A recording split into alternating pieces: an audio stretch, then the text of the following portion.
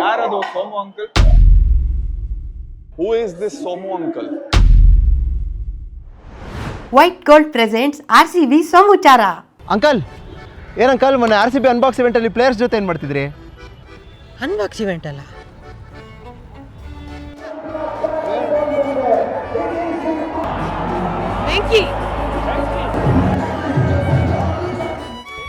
ಓ ಅದಾ?